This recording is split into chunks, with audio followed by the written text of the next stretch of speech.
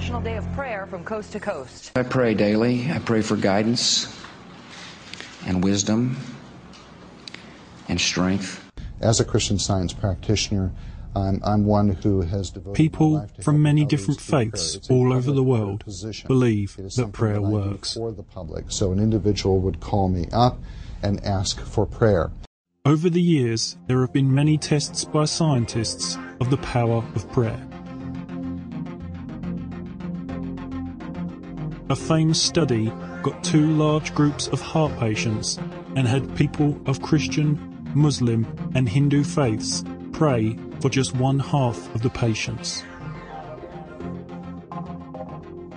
The results were that prayer made no difference to the long-term health of the patients that were prayed for compared to the ones that were not. Prayer does nothing when tested, and the results are exactly what you would expect from random chance.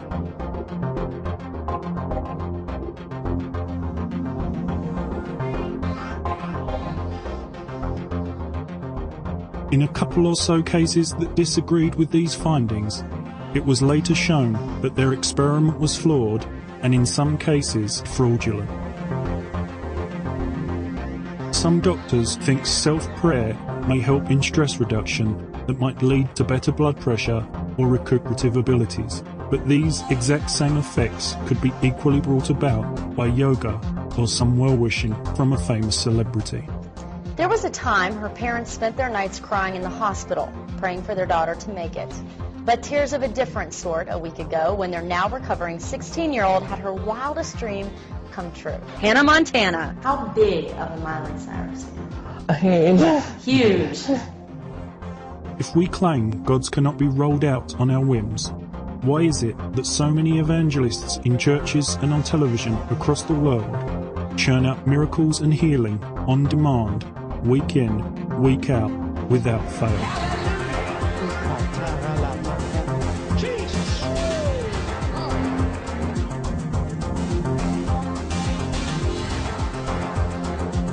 Why would gods show up and prove their existence every week for the Benny Hinn show, yet remain completely silent in any scientific study, even when the scientists, hospitals and patients have been devoutly religious? Also, why has prayer never healed an amputee victim?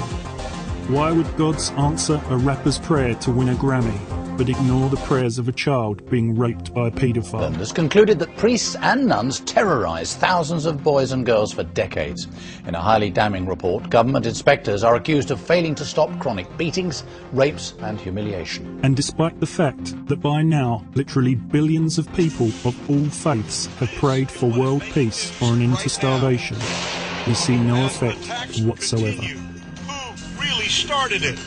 In the Horn of Africa, a deadly cocktail of successive droughts, armed conflicts and rising food prices has put the most vulnerable at risk. The UN estimates that more than 14 million people are in need of help.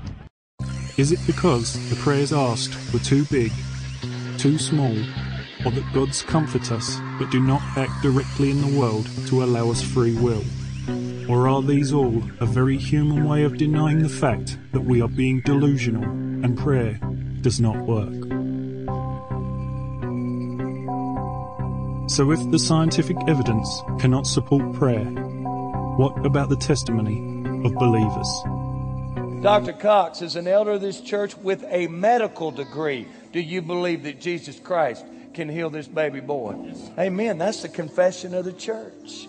So we're going to pray. Just pray with me, church. You can lift up prayers out loud. The anecdotal evidence for prayer is overwhelming. Everyone knows someone who claims their gods answered their prayers or healed them. But human beings are too easily influenced by psychological or dishonest motivations, and there are many drugs and mental illnesses that cause all the exact same effects experienced in supernatural encounters. Doctors use three main categories to describe the symptoms of schizophrenia. Positive symptoms include hallucinations, such as hearing imaginary voices or seeing people who aren't there.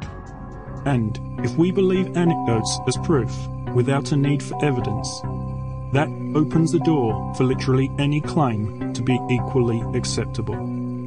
sergeant shapeshifted in front of him, turned into a reptile. It was one of the most talked about stories in Cleveland history. 6 years ago, a doctor claimed Elvis Presley was still alive and that he was treating him. Well, let me tell you that I had this experience a while ago, back in the mid-'80s, where it appeared to be a close encounter of the third kind. You saw aliens then? Well, yeah. Like what wakes you up? Freddy usually taps on the window, that just a little light little tap. Nobody else can hear it. To me, it's really loud. These verses tell us that apparently the unicorn is something similar to an animal you would plow with. I do believe in fairies. In 2001, an inmate in Washington state sued the prison for his religious rights to worship Thor, god of thunder, and won. In the case of healing prayers, let's say there's a terminal disease that has a known survival rate of 1 in 1,000. At the end, one person is alive and 999 are dead. Most of them prayed for God to save them. Now the person who survives says prayer cured them, but it only appears that way because the other 999 whose prayers did not work are not around to tell us that it failed. Now let's imagine instead that he died, and now a different person survives. Of course, they too will now say it was prayer that saved me. So, regardless of who survives, we usually end up with someone claiming their gods saved them, when in fact they're just a predicted statistic by the survival rate.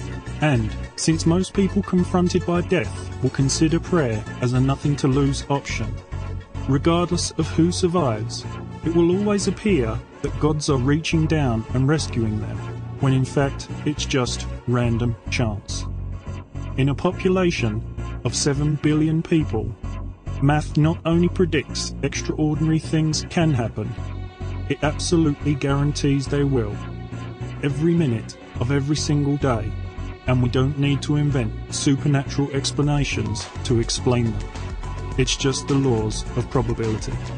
Isn't it also slightly ungrateful in the case of patients that they ignore the fact that their surgeon did 3 years at college, 4 years at med school, 5 years as a resident doctor, and they stayed in a multi-million-dollar hospital with qualified nurses and all the technological marvels of a modern medical facility?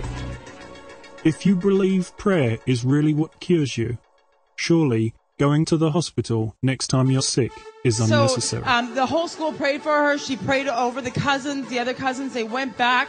They were wheeling the daughter to the morgue. Yeah, they were getting ready. Well, they were going to do the surgery to take her organs to donate it, right? And so they were getting ready to prep her for the surgery. And she was deader than dead. Deader than dead. And she's alive? She's alive. She's in the hospital, but she's alive. Praise God. But she's alive? Cancel the funeral? Had to cancel all the funeral services. They had to cancel the funeral services! Oh my God!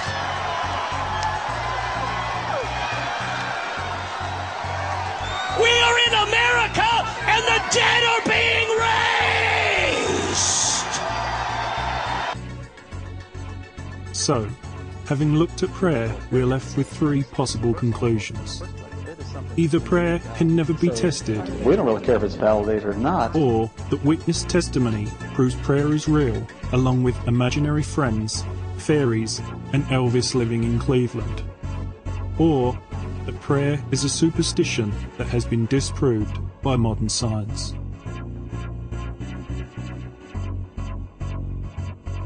What need then does prayer serve?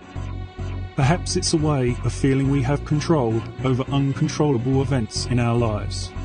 Or a cynic could argue that offering to pray for someone is our way of removing guilt that we have in fact done nothing to help someone. In part 3, we will discover another way humans have tried to communicate with a higher power. So if not gods, is anybody out there?